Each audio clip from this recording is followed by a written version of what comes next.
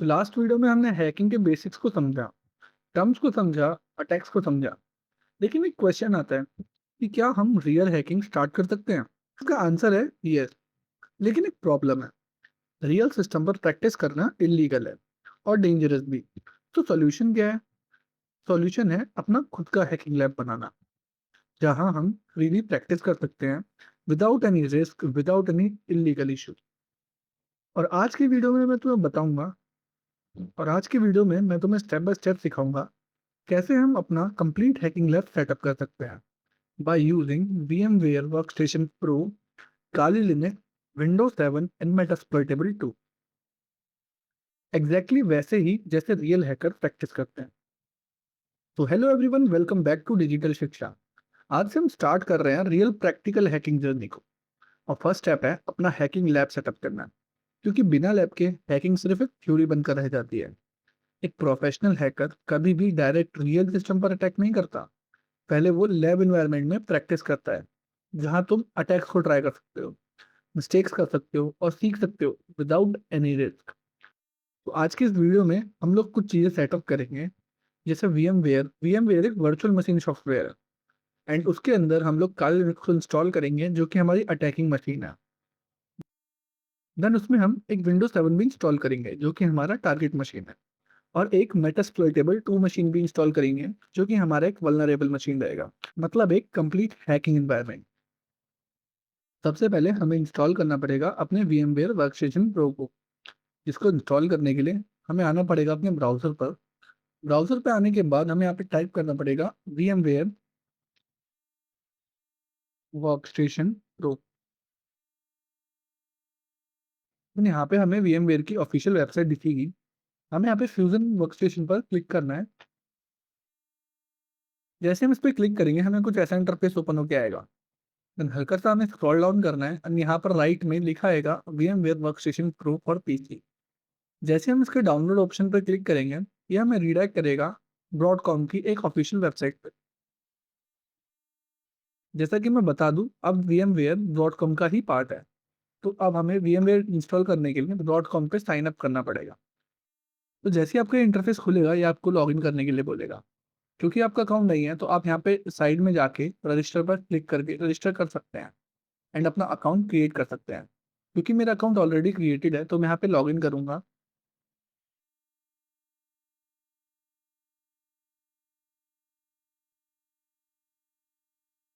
Login पे आते ही मैं यहाँ पे अपनी आईडी डाल देता हूँ।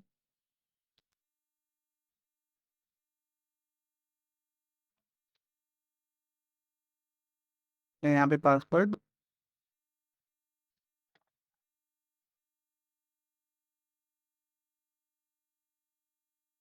देन मेरा अकाउंट यहाँ पर लॉगिन हो गया है। जैसे आप अपना अकाउंट लॉगिन कर लोगे, आपके सामने भी कुछ ऐसा इंटरफेस दिखाई देगा। देन इंटरफेस ओपन होने के बाद लेफ्ट साइड में आपको माई डाउनलोड्स का ऑप्शन मिलेगा।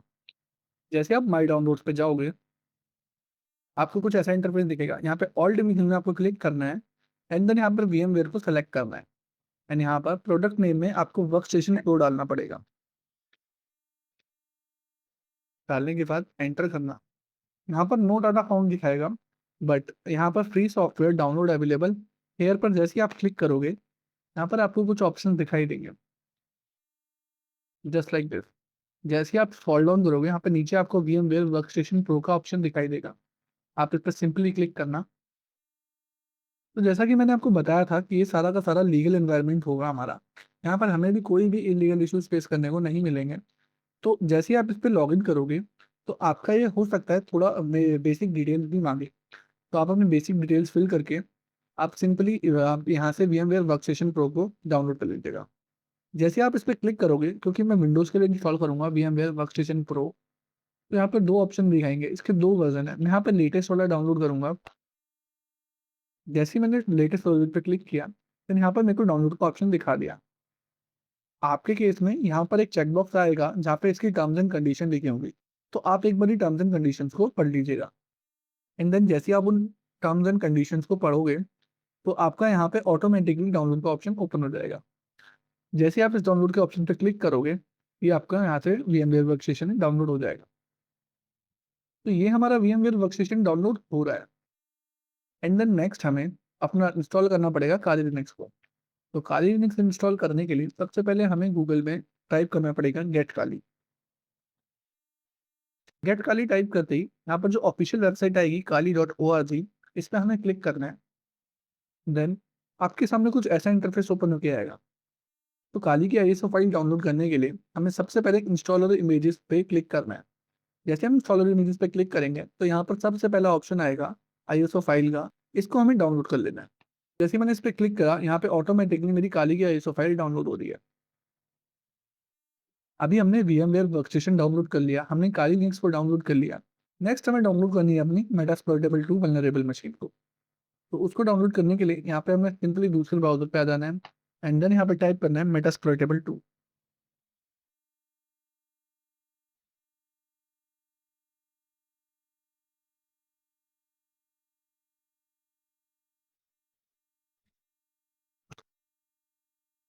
जैसे आप यहाँ पे मेटास्प्लॉइटेबल 2 डाउनलोड लिखोगे, यहाँ पे आपके सामने 4-5 वेबसाइट ओपन होंगी। जैसे सोर्स कोर्स की है, रैपिड 7 की है, वलनप की है। तो आप इनमें से किसी से भी डाउनलोड कर सकते हो, बट जैसा कि मैं यहाँ पे यूज करने वाला हूँ सोर्स कोर्स को, तो यहाँ पे मैं यहाँ से इसको मेटास्प्लॉइटेबल 2 को डाउनलोड कर लूंगा।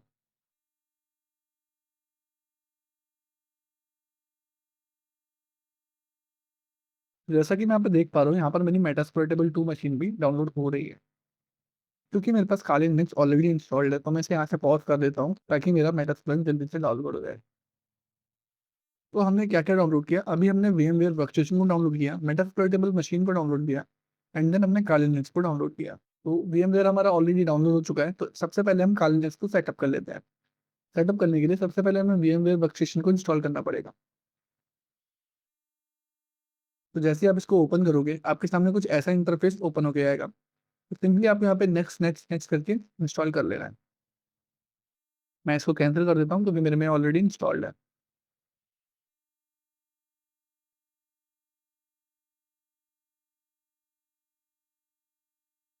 तो जैसे ही आप VMware को इंस्टॉल कर लोगे, आप सिंपली उसको ओपन कर लीजिएगा।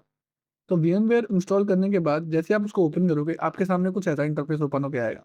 तो काली लिनक्स इंस्टॉल करने के लिए हमें यहाँ पे सेलेक्ट करना पड़ेगा create a new virtual machine. तो जैसे हम इस पर क्लिक करेंगे, कुछ ऐसा इंटरफेस ओपन होकर आएगा। तो हमें यहाँ पे टिपिकल को सेलेक्ट करना है, नेक्स्ट एंड देन यहाँ पर हमें सेलेक्ट करना पड़ेगा इंस्टॉलर डिस्क इमेजेस को। जैसे हम इस पर टच करेंगे, यहाँ पर हमें फाइल की लोकेशन को प्रोवाइड करना होगा।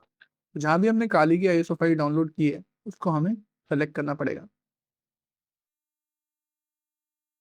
फॉर एग्जाम्पल यहाँ पर मेरी काली की आईएसओ फाइल है, तो मैं इसको सेलेक्ट कर लेता हूँ।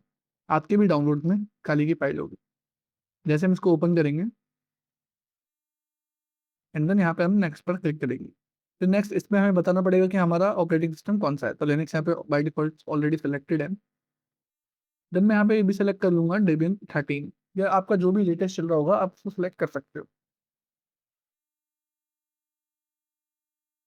देन मैं यहाँ पे वर्चुअल मशीन का नाम डालूंगा माई लेबोरेटरी।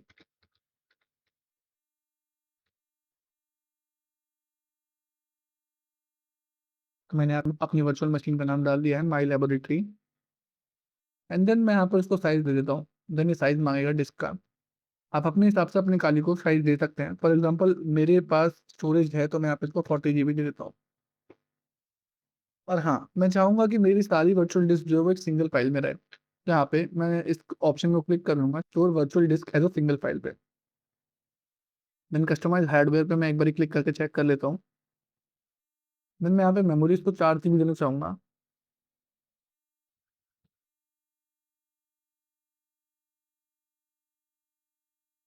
मैंने इसको 4 GB मेमोरी दी है। हार्ड डिस्क इसको 40 GB की दे दी है मैंने। और नेटवर्क अडेप्टर मैं इसको नेट पे ही रहने देता हूँ अभी एंड देन मैं इसको फिनिश कर देता हूँ। जैसे ही मैंने फिनिश पे क्लिक किया, तो मेरी यहाँ पर लेबोरेटरी जो कि काली लिनक्स है, वो यहाँ पे क्रिएट हो चुका है। अब मैं इस मशीन को जल्दी से सेटअप कर लेता हूँ। सेटअप करने के लिए मैं इस मशीन को पावर ऑन करूंगा। तो जैसे ही मैं इसको पावर ऑन करूंगा, यहाँ पर मेरे को ग्राफिकल इंस्टॉल पे सेलेक्ट करना है। मैंने यहाँ पे अपनी लैंग्वेज सेलेक्ट कर लेनी है। मैं अपने यहाँ पे बाई डिफॉल्ट यूनाइटेड स्टेट्स ही डाल देता हूँ। देन कीबोर्ड में मैं अमेरिकन इंग्लिश को बाई डिफॉल्ट रहने देता हूँ। देन यहाँ पर ये थोड़ा टाइम देगा। देन वो कंप्लीट हो गया एंड देन यहाँ पर ये मेरे को होस्ट नेम डालने के लिए बोल रहा है। तो होस्ट नेम में मैं यहाँ पर अपना एक होस्ट नेम डाल देता हूँ।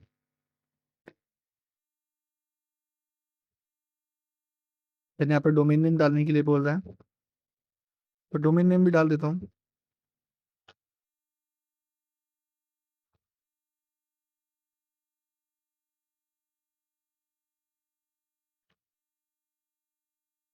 देन यहाँ पर मेरा फुल नाम मांग रहा है, मैं अपना नाम यहाँ पे डाल देता हूँ एंड यूजर नेम।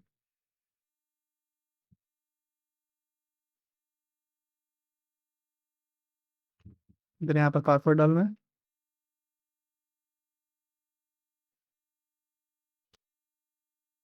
तो आप अपने डोमेन नेम पूछने में आप अपने हिसाब से डाल सकते हो।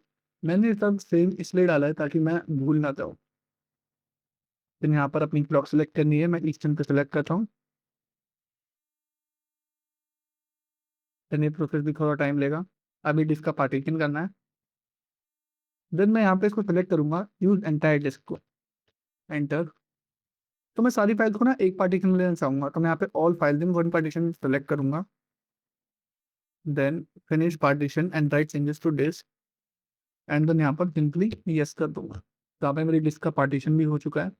एंड देन ये इंस्टॉलेशन थोड़ा टाइम लेगा, तो मैं इस वीडियो को थोड़ा स्किप कर देता हूँ। ये प्रोसेस कंप्लीट हो चुका है। देन मैं यहाँ पे कंटिन्यू पे क्लिक करूंगा।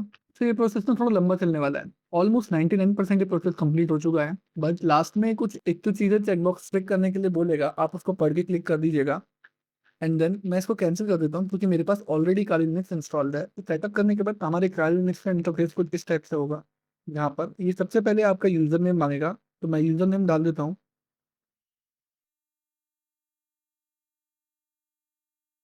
यूजर नेम पासवर्ड डालने के बाद हमारा काली लिनक्स यहाँ पर ओपन होता है।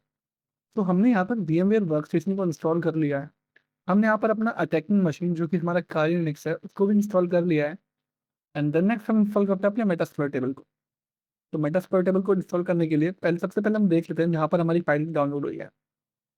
तो डाउनलोड में हमने यहाँ पर हमारी मेटास्प्लोर फाइल डाउनलोड हो चुकी है। तो यहाँ पर हमारी मेटास्प्लोर 2 भी डाउनलोड हो चुकी है।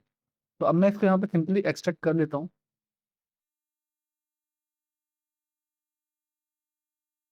ये एक्सट्रैक्ट होने में थोड़ा टाइम लेगी।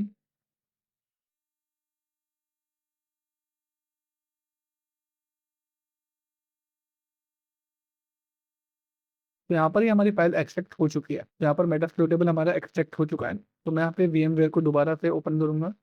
एंड देन मैं यहाँ पर फिर से एक न्यू मशीन को ओपन करूंगा, और यहाँ पर मैं क्लिक करूंगा ओपन अ वर्चुअल मशीन।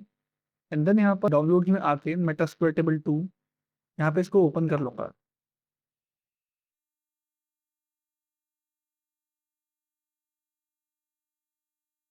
जैसे मैं इसको यहाँ पर ओपन करूंगा, यहाँ पर ऑटोमेटिकली मेरी मेटास्प्लोर मशीन कॉन्फ़िगर हो चुकी है। एंड देन मैं यहाँ से इसको पावर ऑन कर लूंगा। तो जैसे मैं उस पर क्लिक करूंगा, यहाँ पर मेरी वर्चुअल मशीन स्टार्ट हो रही है। तो ये थोड़ा टाइम लेगी, थोड़ा वेट करते हैं।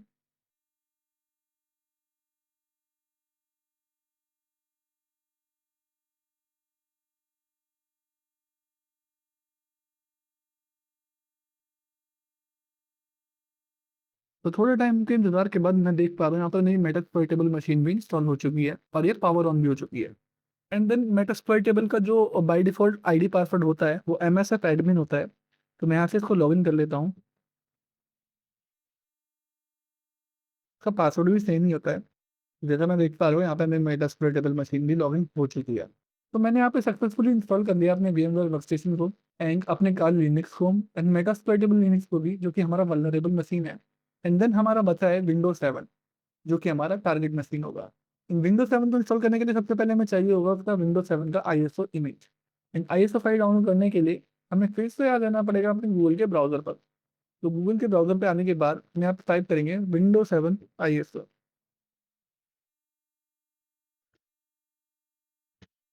तो Windows 7 के ISO इमेज को डाउनलोड करने के लिए हमने जैसे ही Windows 7 ISO डाला, यहाँ पर एक इंटरनेट आर्काइव करके वेबसाइट खुलेगी।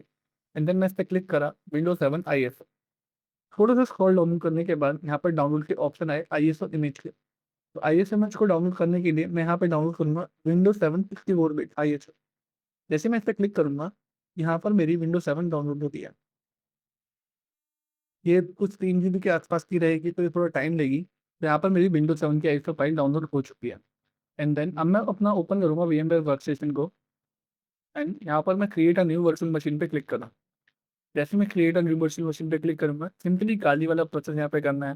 यहाँ पर टिपिकल कोड सेलेक्ट करना है एंड देन नेक्स्ट यहाँ पर इंस्टॉलर डिस्क इमेजेस पे क्लिक करना है एंड देन यहाँ पर जो फाइल है उसकी लोकेशन डाल देंगे।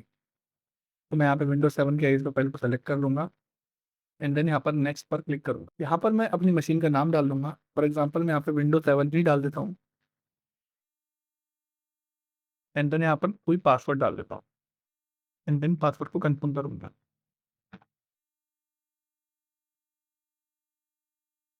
मैं यहाँ पर नेक्स्ट पर क्लिक कर दूंगा। जैसे मैं यहाँ पर नेक्स्ट पर क्लिक करूंगा, इस चेक बॉक्स को यस कर दूंगा। तो इस वर्चुअल मशीन का नाम मैं विंडोज 7 रख देता हूँ।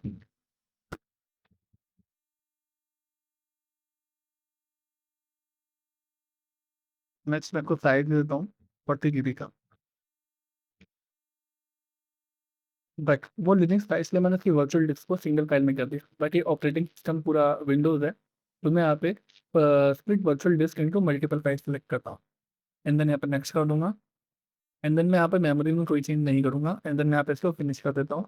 जैसे मैं यहाँ पर फिनिश करूँगा तो यहाँ पर मेरी विंडोज 7 वर्चुअल मशीन ओपन हो जाएगी।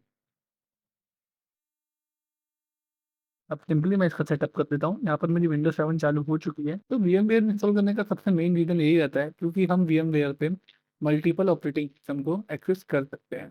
अब मैं एक ऑपरेटिंग सिस्टम है जो कि विंडो 11 है, जिसमें मैंने VMware को इंस्टॉल किया एंड देन मैं अपने काली को भी यूज़ कर रहा हूँ, मैं मेटास्प्लोइटेबल 2 लिनक्स को भी यूज़ कर रहा हूँ एंड देन मैं दूसरी विंडो 7 को भी यूज़ कर रहा हूँ।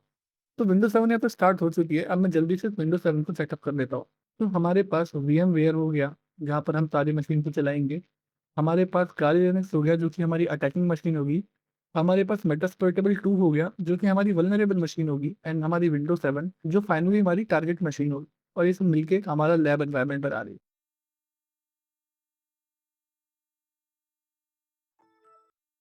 तो काफ़ी टाइम वेट करने के बाद हमारी विंडो 7 मशीन प्रॉपरली इंस्टॉल हो चुकी है और ये ओपन हो चुकी है एंड देन इसका सेटअप भी कंप्लीट हो चुका है। तो इस वीडियो में हम लोगों ने पूरा अपने हैकिंग लैब को सेटअप कर लिया है एंड देन नेक्स्ट वीडियो में हम लोग सीखेंगे हैकिंग की स्टार्टिंग बेसिक्स के बारे में और स्टार्ट करेंगे अपनी learning journey with practical demonstration के साथ, क्योंकि हमारा लैब एनवायरनमेंट रेडी हो चुका है। तो थ्योरी कम और प्रैक्टिकल ज़्यादा। मिलते हैं नेक्स्ट वीडियो में।